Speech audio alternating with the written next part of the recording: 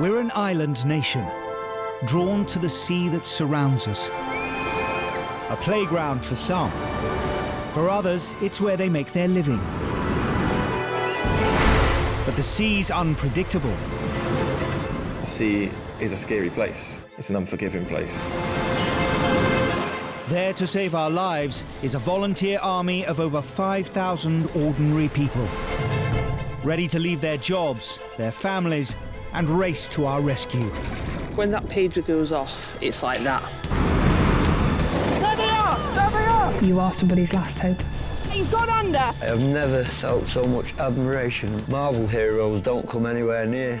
Equipped with their own cameras. Am I recording? Yep. The crews give us a unique insight into every call-out, as only they see it. Gonna get you home, all right? For those who risk their lives, it has become a way of life. There's no better feeling than knowing that you've brought someone's loved one home safely.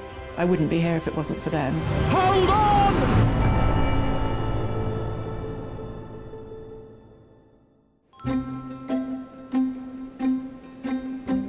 Nestled on the north coast of Cornwall is the town of Perranporth. Perranporth is quite a small local population, and then in summer it gets lots of tourists. The beach itself gets in excess of 10,000 people on it. The town's 3-mile-long sandy beach is one of the biggest in the region.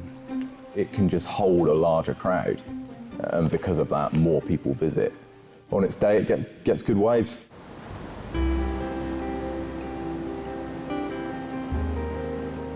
At low tide, the beach is almost 700 metres wide, with a mile's worth of sand dunes extending behind it.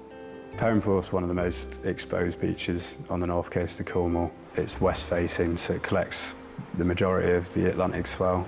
It can mean that it creates quite rough conditions. Of the 25,000 people rescued by Lifeguards nationwide last year, almost 2,000 were on the 15-mile stretch of coastline local to Perranporth. There's definitely days when there's thousands of people on the beach and you just take a step back after being busy and go, quite a lot of people here. You are looking after a lot of mums and dads and kids and stuff, so you definitely feel the responsibility. Every day from May to September, a team of 7 lifeguards patrol all parts of Perranporth Beach. But the danger they're mostly looking out for are rip currents.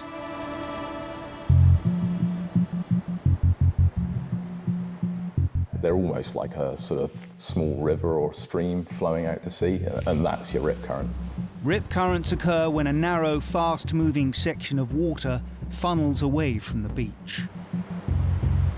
They can reach speeds up to faster than an Olympic swimmer. A child can be swept off and not be able to stand up and be heading out to sea quite quickly.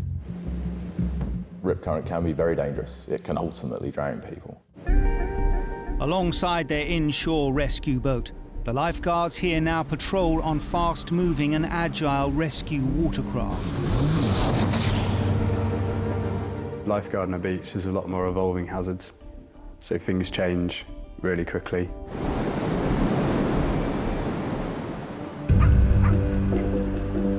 August, the height of the summer holidays. The beach is busy and the surf is up. Today is a spring tide, meaning the highest and lowest tides of the month. The perfect time for rip currents to form. The conditions would definitely told you that things could go wrong. They had the skis circling the rip current and keeping people well away from it. People were enjoying themselves and having fun, and generally it was quite a positive mood. So I swapped over with one of the other lifeguards, and as I arrived down there, George was on that truck doing his patrol. And then I noticed some hands go up in the air, and a few swimmers start to drift into a rip current in the middle of the beach. I knew kind of straight away that they were in trouble. It was a really bad place to be. It's the sort of place that will drown you quite quickly. I'll pull straight around it. Yeah, man. We were launching the boat, me and Charlie, and a kid walked past saying, "Oh, my mum's out there," and he was crying a little bit as well. So we were like, "Don't worry, we're going to go and get her now." As the IRB launches, they radio James on the rescue watercraft further down the beach. What happened in the sort of couple of minutes it took me to run down, I would say about another 7 people had been sucked into the rip. It was sucking people out. Pretty bad situation, really. Within 2 minutes of launching, George and Charlie arrive on scene in the rescue boat. We got there and there was like 6 people, and because we're a big orange lifeboat coming towards them, a lot of people latched onto the handles, but when they do that, it really restricts the movement of the IRB. The boat had turned slightly what we call broadside, which means that the boat's sort of facing side onto the conditions. Just remember the boat hitting the wave and going quite high up in the air. I think Charlie pulled one lady in, and we had another holding on that I had to say, "Sorry, you're gonna have to let go, otherwise this boat's going over." And we'll just be like there'll be no use. We kind of let her off, and as we did, James arrived on the jet ski. I think it would be fair to say that we had people that were about to drown.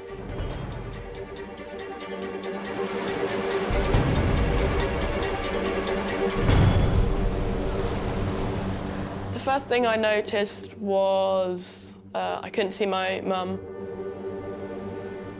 Screamed out as loud as I could, "I need help, I need help." My mum's stuck out there with her friend and they can't get back in. I wasn't really swimming at all. I was just being pummeled and then popping up and then being pummeled again. And I just thought I was going to die. In my head, I'm thinking, how's Ellis going to get home from the beach that day? And I wonder what his life will be. Over the years, Amanda had often holidayed in Cornwall with her 12-year-old son, Ellis, and her husband, Rob. We lost my husband in 2016, so it was just Ellis and I. It was bowel cancer, which then went to Rob's lungs and then to his brain. Whenever we'd go on holiday as a family, Rob, my husband, would always do the water sports with Ellis. And they'd always be in the water and I'd be reading my book at the side of the pool. And so when my husband passed away in 2016, I took up the reins of that role. It was a nice day, 100%.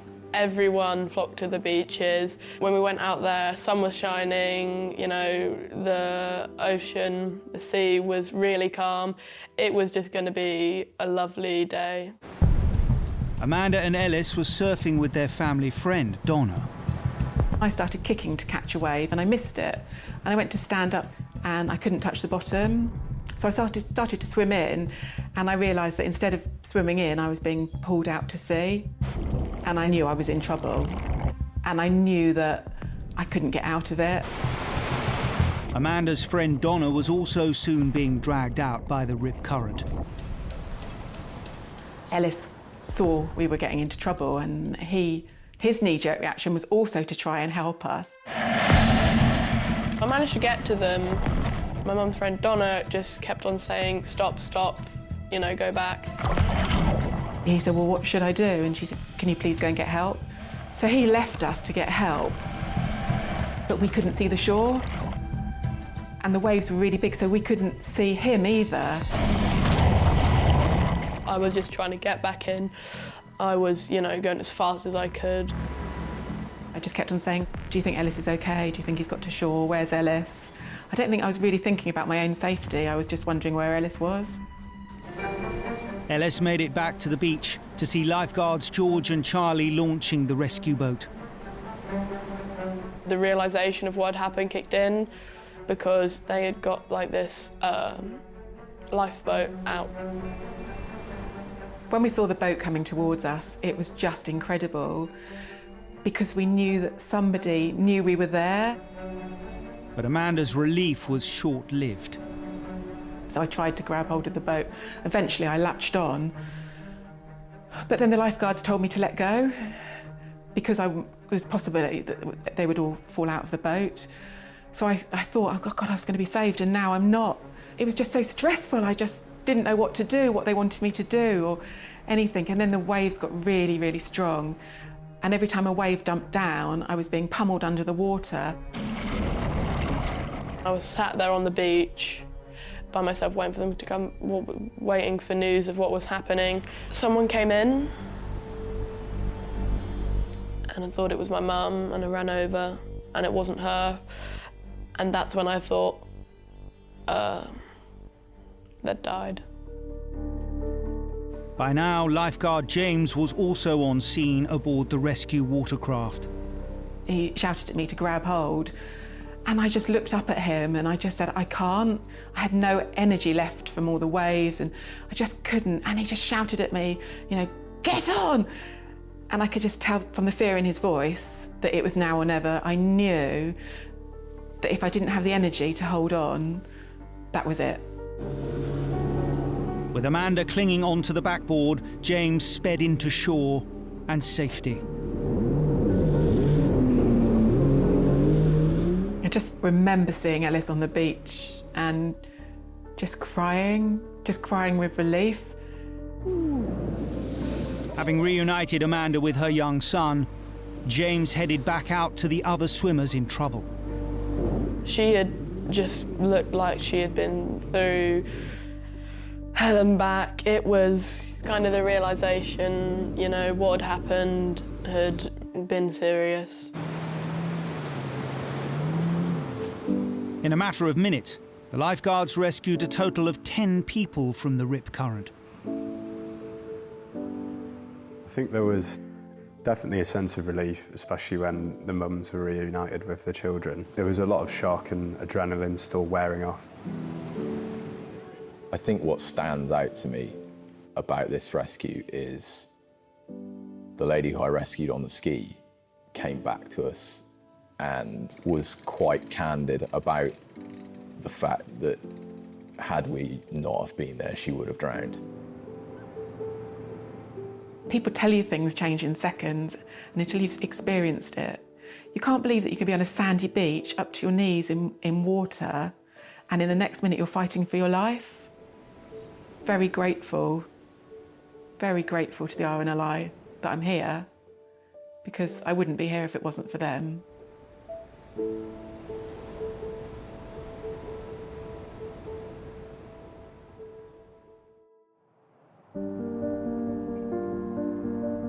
When they head out on a shout, the RNLI volunteers around the UK and Ireland must often prepare for the worst. Loss of life is a part of what we'll do. It always will be a part of what we do. We can't save everyone, but we'll do our utmost best to prevent and rescue those that we can. It's mixed emotions because sometimes there's not always a good outcome at the end of it. So the good days are really good, but then when you have bad days, they do stick with you for a little bit longer. Some things that you don't think that always will stick with you do. Unfortunately, we have recovered bodies. It can have a massive emotional effect on the whole crew. The weight of responsibility sits quite heavy, especially when you look back and realise you were somebody's last hope. That's where he went down, Steve. That's where he went down. After a particularly challenging job that sometimes have negative outcomes, and death is a part of what we do, and just sitting around having a cup of tea and having a good structured debrief is the best way to deal with these events and putting right the wrongs as best you can. It's why we sign up, you know, to rescue people. You really just want to get there and help them as quickly as you can. I think within every lifeboat crew there's something that compels you to go and rescue somebody, and it's a great privilege to be able to rescue somebody.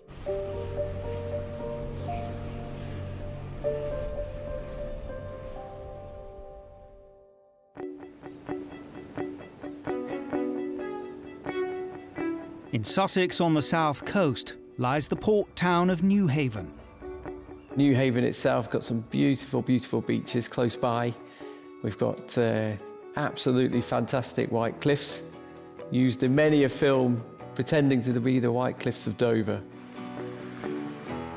Far more picturesque, beautiful part of the world. There's been a lifeboat here since 1803. These days, New Haven has a 7-class all-weather lifeboat, which has a range of 250 nautical miles. You've only got to look out to sea and you can see the shipping lane, and there's a lot of ships out there continuously travelling to and fro. And the fact we've got Eastbourne Harbour, we've got harbour at New Haven, we've got a harbour at Brighton, the Brighton Marina. There's a lot of area for people to have a lot of boats. New Haven Port is home to a small fishing fleet made up of trawlers and scallop boats. In its prime, there were once over 80 vessels operating from here, but numbers have dwindled recently. There's probably 20 to 25 fishing boats in the harbour, so they're always out. They have to go out, whatever the weather. Fishermen need to earn a living, and some of the conditions that you see them going out in, it's not something that I wouldn't choose to go out in those conditions. Yeah, brave men. They know they've got to earn some money. The boat's not going to earn the money whilst it's sitting in a harbour, so they're a tough bunch of people, that's for certain. For fishermen, the risk of death is 6 times higher than any job on land, making this the most dangerous occupation in the UK. The New Haven crew are regularly called out to shouts involving fatalities. A couple of times that we've had to deal with loss. Just close friends within the crew, we've always chatted to one another and given each other that support. There are professionals that contact you, but at the end of the day, the people that you want to contact you are your fellow crew.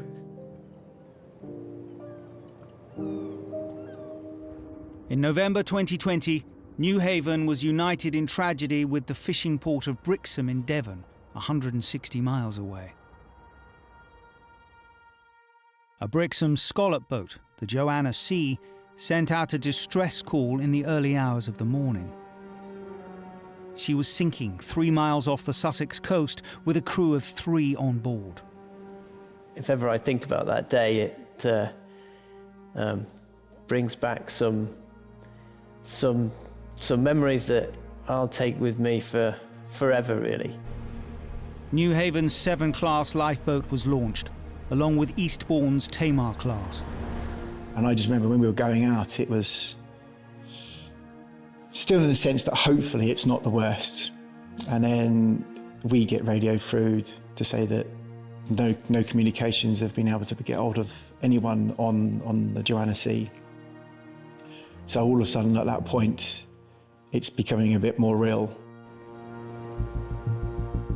The New Haven lifeboat soon became part of a huge search and rescue operation.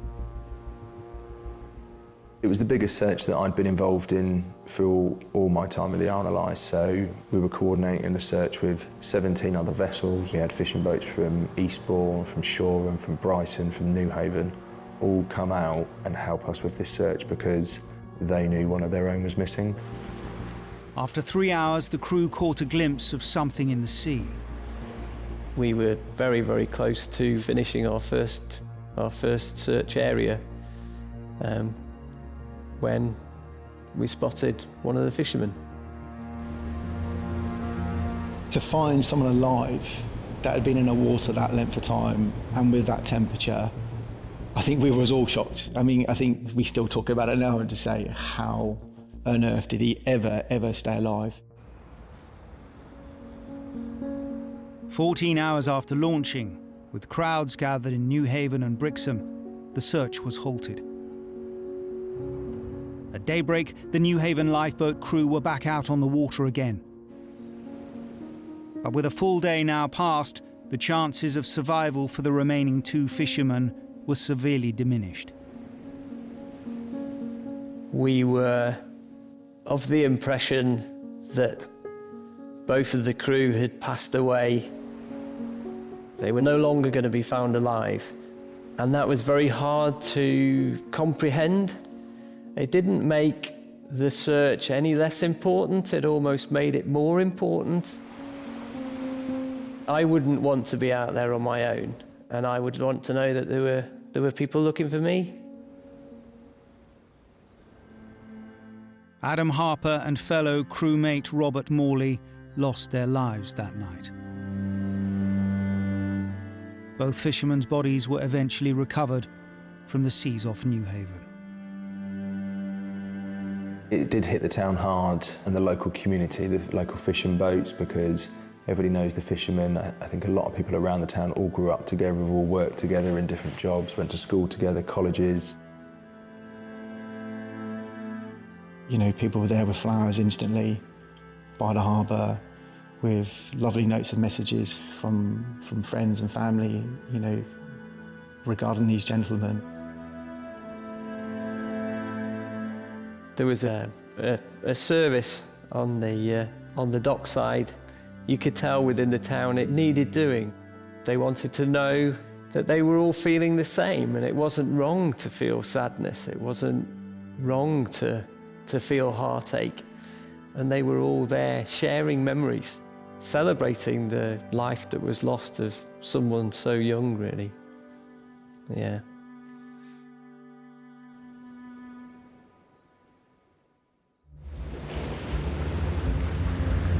Just over 1 week later, a cold, foggy morning, the local Coast Guard receives an emergency call.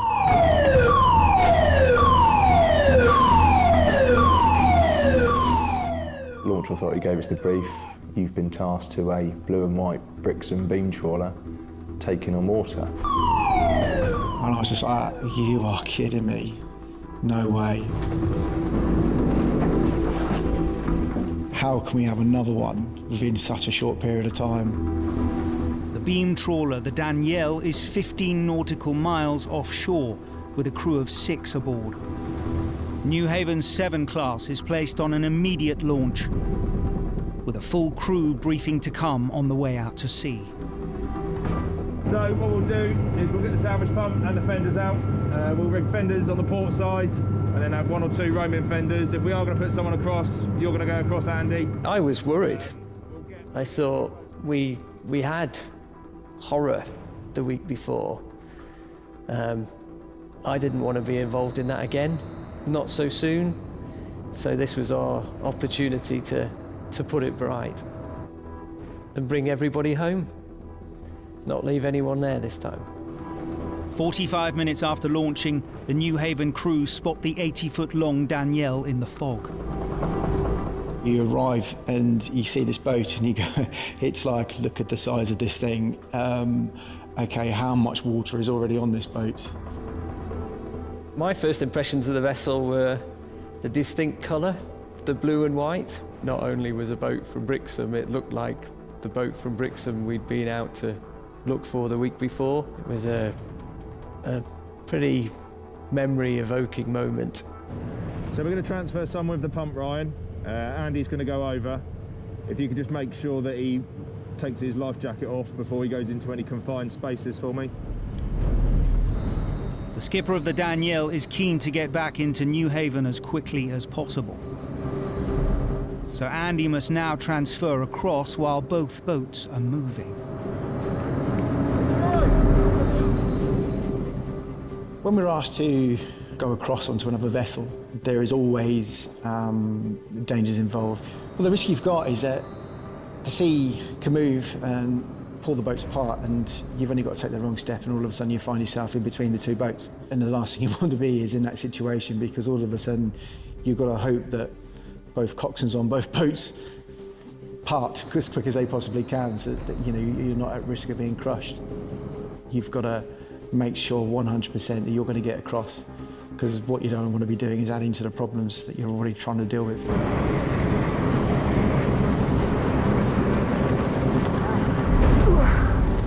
Andy makes it across on his first attempt.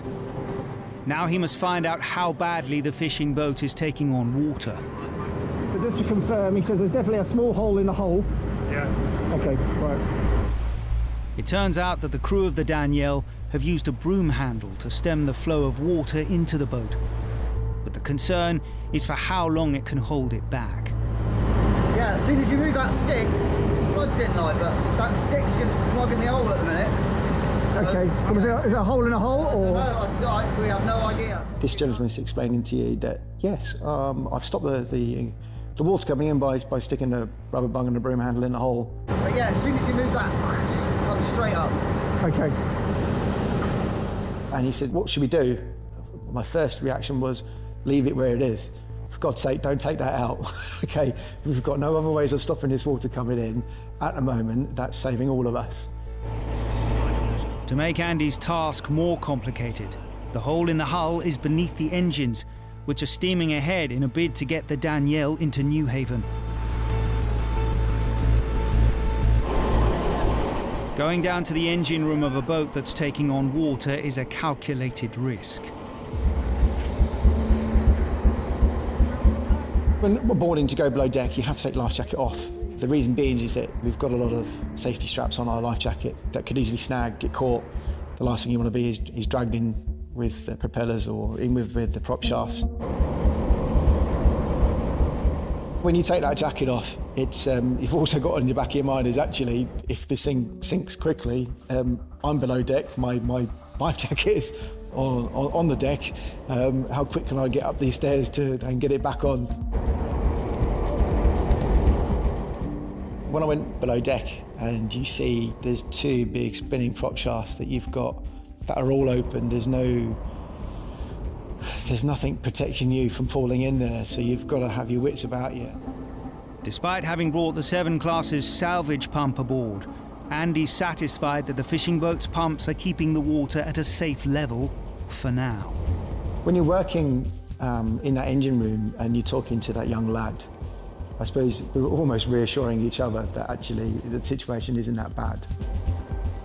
It's more hand signals and thumbs up to make sure that everybody was good, because the noise was a bit much. Yeah,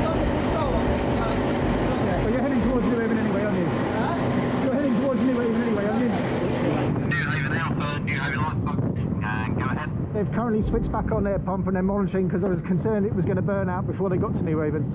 So currently they're running their own pump as well as the small additional pump they have as well. Yep, roger that. How is the water level situation? Over. It's currently not that bad.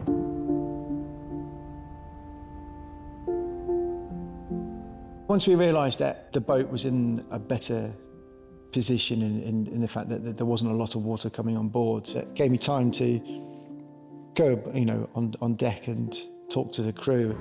But at the moment we're running about that much water. Yeah, there ain't no wind there. No, so as long as your little one just keeps working, we should be fine. We had a Brixton boat go down last week. Yeah, I know. I was on that shout as well. Yeah, a long day. They were aware of what happened previously a week with the Joanna Sea. They knew the guys, they knew the crew. I take it you were there with Adam the other day, I said, with Adam and Rob the other day, yeah. So thank you so much for that as well. Honestly, really did really well. But I suppose for me, doing the Joanna Sea and then 8 days later on another Brixton boat with people talking about Joanna Sea, it brings it all back. But I suppose I walked away and eventually that it was a much more positive outcome. It was a long day to say the least. I bet it was, I was going to say, I bet it was a really hard day on it. In fairness, it was lovely to see the community of New Haven. It was just brilliant, absolutely brilliant. When I seen it on Facebook with the people outside the lifeboat station down in New Haven, obviously really touched home, really did. It was good to see. Just over 2 hours after launching, the New Haven lifeboat escorts the Danielle and its crew safely into harbour. It was a positive job after such a sad outcome the week before. So it was quite nice for everyone involved in that, launch authorities, the crew and the local community, knowing that we'd gone out to another incident, similar type of tasking, but this one had a nice outcome that we were able to get the boat back and everyone was still on board it, which was good. That is what we sign up for, and you don't think twice about it. It's you don't ever go, oh, I'm not doing that. It's if you ever say that, then I don't think you shouldn't be in a part of the RNLI. It's good that you can push yourself, and you know that you could always do better.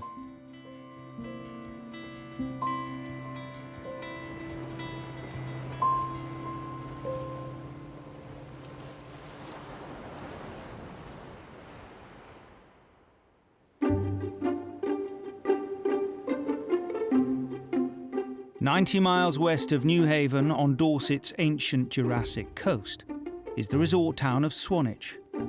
Swanage is a very seasonal town. In the summer we have massive influx of people. Swanage is a beautiful seaside town.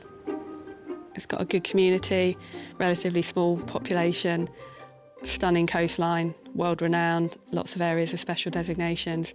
Lucky to live here, really. Amazing beaches, rugged coastline. I think it's just very picturesque.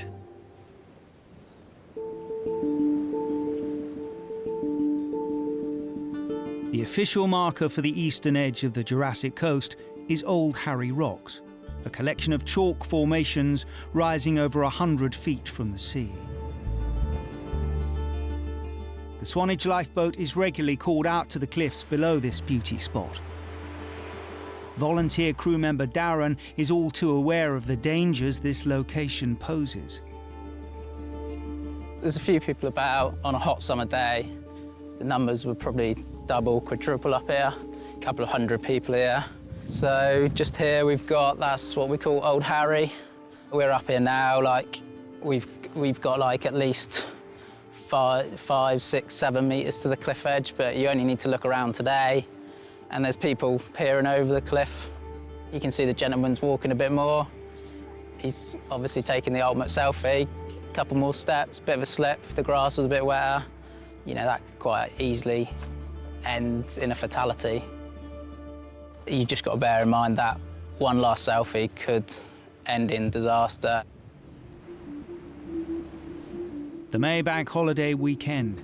Swanage and the surrounding coast are teeming with tourists. The local Coast Guard received multiple 999 calls from Old Harry. Before the pager went off, I was actually out on my boat, which is just off the lifeboat slipway. As I was rowing back in, I heard the sirens going off at the station. So I started rowing a bit quicker. As I arrived at the boathouse, I got the text message through, fallen person from Old Harry. A man is reported to have fallen around 100 feet from the very top of the cliffs. That's when my sort of gut dropped a little bit. This one could be a potential mess. Happy? Yep, happy. Swanage launched both their all-weather Shannon class and their smaller D-class inshore lifeboat. The initial thought is it's going to be catastrophic injuries. Yeah. You have to think about what you're going to be dealing with and how your crew are going to cope with that. Got an ETA of about 7 minutes. Have we got any update of whereabouts of Old Harry? The casualty might already be deceased, but yeah, you're picturing quite horrific injuries when we get there. 21 and 27. Preparing for the worst, the D-class crew rushed to the scene as further information comes in from the Coast Guard. Unknown injuries, but he is conscious and standing at the time, and he's currently with some kayakers. Kayakers with her, she's standing up. What? They're standing up, okay. Standing up, wow. Everyone just sort of looked at each other and thought, did we hear that right? I was just blown away, really. That's instantly, and then my feeling in my stomach sort of changed a little bit, because I knew if he was stood up, it potentially wasn't what I thought it was going to be. Silent Coast Guard, this is Swanage RB, just arriving on scene, over. To get a call to say that a casualty had been standing up was like, wow. Yeah, kill it back. Yep, you're good. Have you stood up after a fallen 120 foot? There's got to be something wrong with him. He can't be fine. Well, hold it here, back.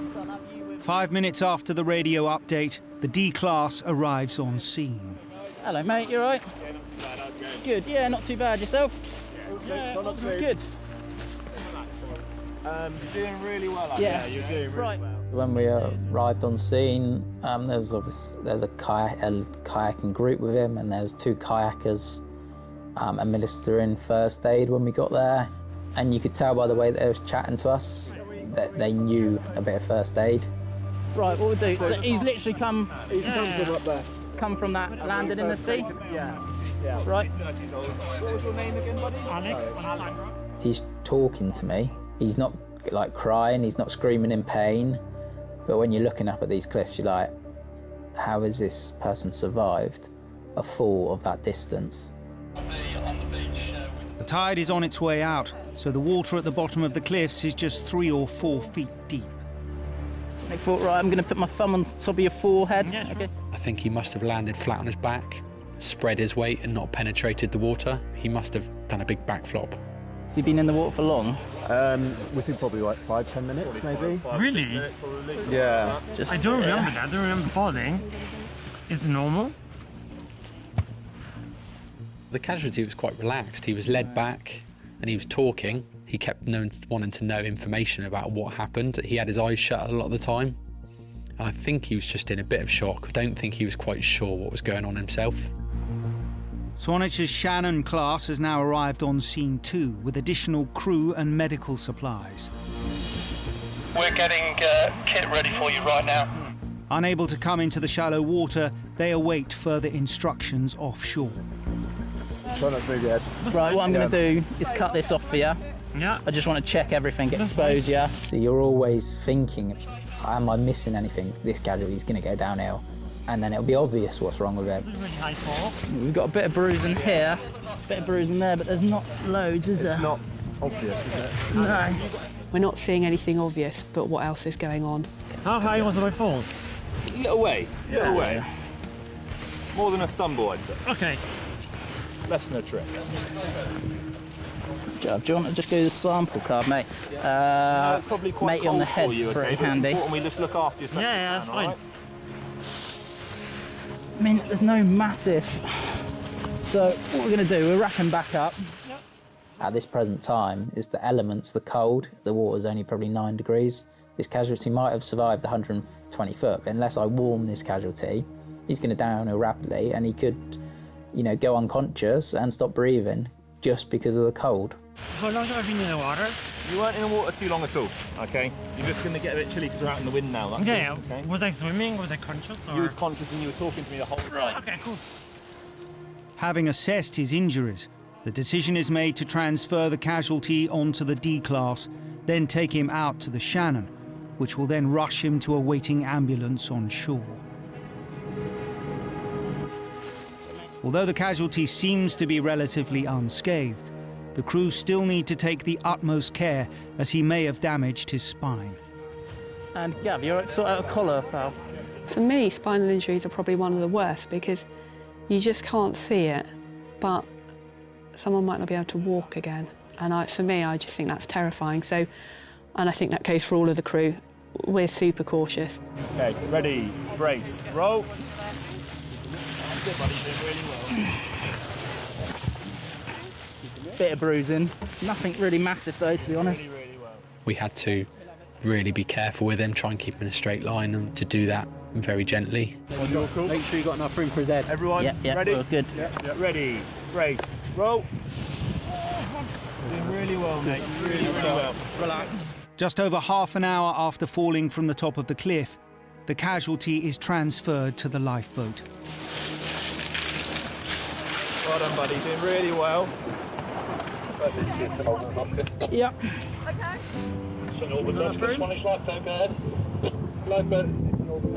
How are you feeling now, mate? Any pain or nothing?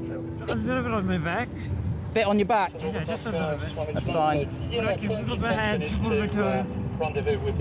How can you feel your toes? All right? Yeah. Yeah, nice. You're quite cold, aren't you? How high was I going? Alex had come to the cliffs above Old Harry for a day's hiking with friends. Bex, you happy if I jump off? So it was my first time actually going to Dorset.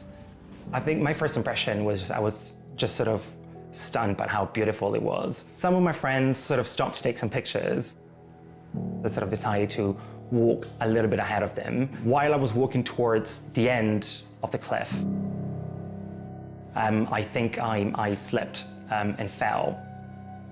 I don't particularly remember much of the fall itself. I remember tripping, I remember slipping. Ready, set, lift. One thing that I remember is that I was sort of trying to not to fall by holding some of the weeds or the grass. The last thing I remember, the thought of pushing myself off and sort of thinking, this, you know, if I push myself, I'll probably, you know, I increase the chances of surviving. But I don't remember falling down. I do not remember really hitting the water. And we're not going inside, we just come tight in here. I vaguely remember some voices from either the paramedics or sort of the crew that came to sort of rescue me, but I still don't have clear memories from the accident. Concerned about possible internal injuries, the ambulance crew rushed Alex to Poole Hospital 20 miles away. When I arrived at hospital, everybody was really amazed by how responsive and how sort of, and by my lack of serious injuries. But Alex wasn't left completely unscathed by his 100-foot fall.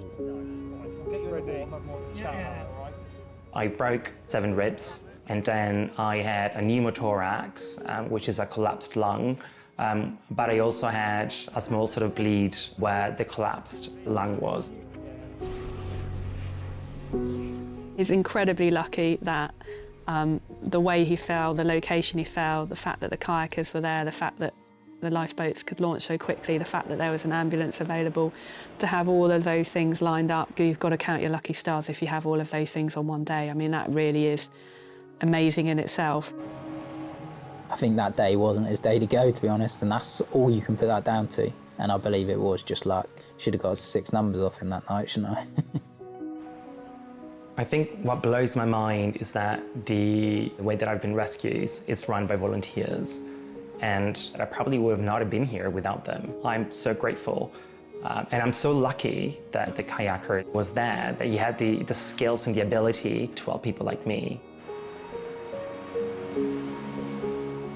The next evening I went out on my boat and I actually went to the base of the cliff on my boat to see where he fell. I remember showing my friend, that's where that guy fell off earlier. And yeah, it was unbelievable. And there was a guy stood up there taking a selfie on the end while I was passing. So it goes to show someone fell off it that day and there was still people there taking photos.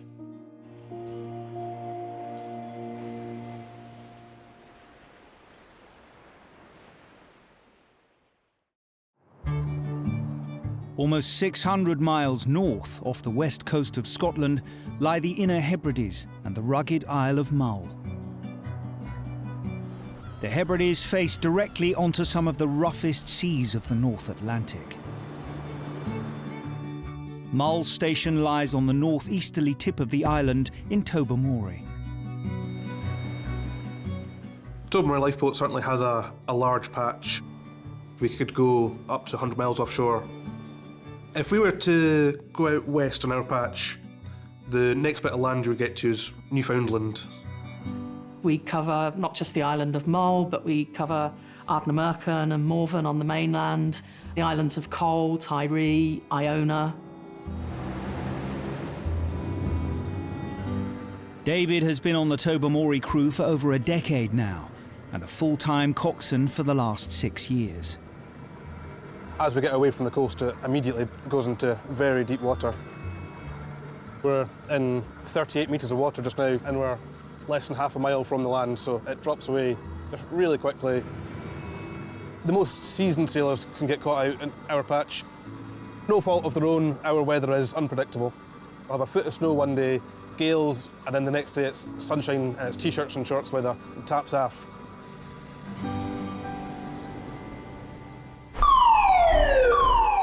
Midwinter, and a storm is brewing out at sea when the pager sounds. We were informed that it was a fishing boat with gearbox problems. It was about 12 miles past the island of Cole. The fishing boat has lost all engine power, Its last reported position is nearly 30 miles away from Mull, a journey that even in good conditions would take around an hour and a half. It was quite calm in Tobermory. However, once we were 5 or 6 miles on passage to the Casualty, you can see that the weather was getting much worse. It was very rough. Certainly the biggest seas that I'd ever been out in and that I'd ever seen. In these seas, a fishing boat with no engine is extremely vulnerable, so the lifeboat needs to get there as quickly as possible. When you don't have the power to move away from these waves, all it takes is a wave the same as your beam, and that can capsize you. Fishing boats tend not to come back up if they were to capsize. They'll stay upside down. After nearly 2 hours ploughing through the storm, the crew finally spot the fishing boat. It's still upright, but it's at the absolute mercy of the seas. The boat was lying side onto the waves. The weather was deteriorating and the waves were getting bigger all the time. To get the trawler under control, the lifeboat crew urgently need to get a tow rope attached. But in these conditions, that's a serious challenge.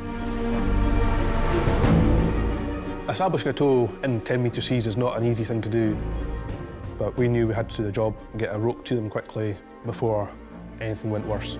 The crew get as close as they dare in the huge swells and manage to get a tow line secured. The 7 class now starts the long journey back to the fishing boat's home port of Milton on Cole's neighbouring island, Tiree. As we rounded Col and we were coming back down the coast, we approached the fishing vessel's local harbour and we were looking at the charts, and it was a very tight, narrow entrance and was going to be challenging in the weather conditions. As they prepare to take the trawler into harbour, its captain radios across to them. The fisherman used his local knowledge and told us that we would not be able to get our boat into this harbour. They said that we were too big a boat to go in, but they had a friend lined up that was going to help them get in. So if we could just stand by whilst they did that, that would be perfect for them. We saw the fishing boat come out, and I remember at the time thinking it was significantly smaller than the fishing boat that we were towing. The trawler's skipper unties the 7 class's rope and establishes a tow with the other fishing boat. We always respect the skipper's opinions and local knowledge, but we didn't overly think this was the best idea because of the size of the boat and the weather conditions. We made several attempts to request him to re-establish the tow with the lifeboat and we would take him in, but he declined. Most fishermen will look after each other, but I was incredibly worried for them. The small fishing boat starts to tow the 40-foot-long trawler towards the harbour. From our elevated position in the lifeboat, we could see the access to Milton was surrounded by rocks with huge seas breaking over them, and the channel to get into Milton is very restricted. To watch something like that and be totally powerless is incredibly hard. Suddenly, a radio call comes into the lifeboat. The tow rope had parted and the throttle controls on the towing vessel had also failed as well. So both boats were now inoperable, almost on top of rocks. It was the quickest that we've ever had to act on the boat. To reach the stricken fishermen, Cox and Robert must now steer the 7 class through breaking surf and jagged rocks, then attempt to reattach the tow rope. The boat was going to go aground, the sea was going to swamp it, smash the boat to pieces. We had no time at all to think. Everybody leapt into action. Everybody knew what was expected of them. Andrew and Matt were up on the bow, really just throwing a lump of rope over to the fishing boat. There just wasn't time for any kind of finesse. We had to get a line to them and we had to get it to them quickly. The crew managed to reattach the tow rope, But the lifeboat is now also just meters from the rocks in dangerously shallow water. There was very little room on the port side at the stern, and we were being picked up at the back of the boat, and the seas were trying to shove us over on top off the Casualty. I can remember seeing the seabed, I can remember seeing the sand on the seabed, I can remember seeing rocks, I can remember seeing how close we were to them. Fortunately, the smaller boat manages to get its engines up and running again and pulls away from danger. But to save the larger vessel, Robert has to perform an incredibly risky manoeuvre, a bow-to-stern tow, hauling the 22-ton trawler out between rocks in reverse. The lifeboat had to work very, very hard to get not only itself out of that position, tow the fishing boat behind it and not break the rope at the same time. You could see that the crew were struggling to stand on the boat. They were holding on, there was waves breaking over the boat. They could have been washed off at any moment. I would say it was as dangerous as it gets. The full force of the sea was coming in and there was no room for error. Robert had to be 100% precise in what he did. After 20 minutes smashing backwards through the waves, Robert finally gets the fishing boat out to the safety of deeper waters and can begin towing the vessel to the larger harbour at Tobermory. Everything happened so quickly that, you know, if there'd been any hesitation on the part of our coxswain, had he not had such immense seamanship skills, I really believe that those 3 fishermen would not be alive.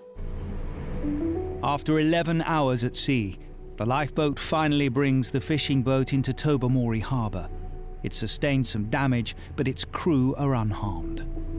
In my 44 years of being a lifeboat crew member in different kinds of boats, I would think it would be the one that's tested me the most. The crew coped incredibly well with something that was sprung on them in seconds. Had the lifeboat not been there, the situation would have been very, very different.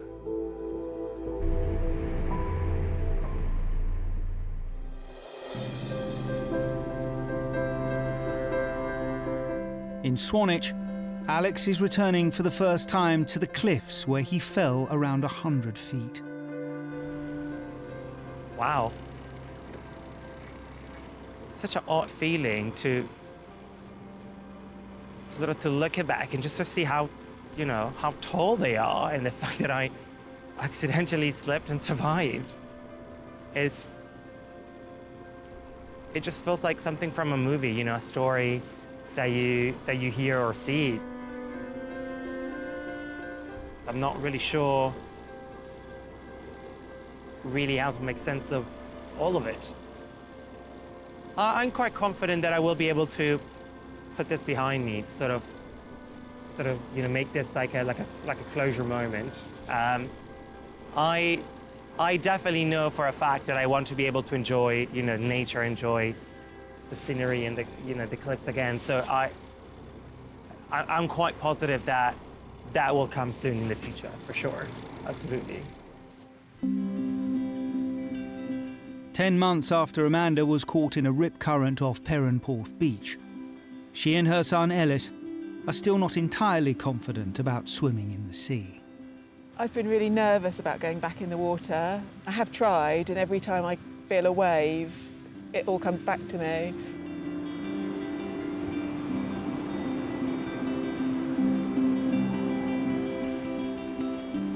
So that was the first time back in the sea today. I was really nervous about going in, and I knew I had to put on a brave face. I knew I had to do it sooner or later, but I loved it. It was just amazing, and to do it with Ellis was brilliant.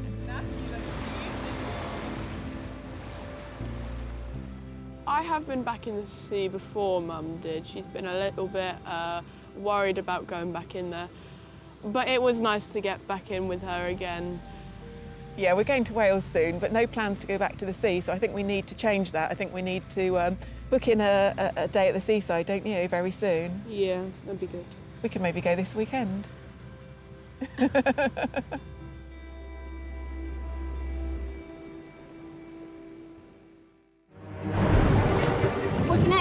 She was shaking uncontrollably. You tell me your name? I've never seen somebody look so pale. That size of vessel getting tossed about, that's when it did hit home. This is serious. I was worried for them. His torch is down there, Matt. I could rapidly see this becoming not a nice situation.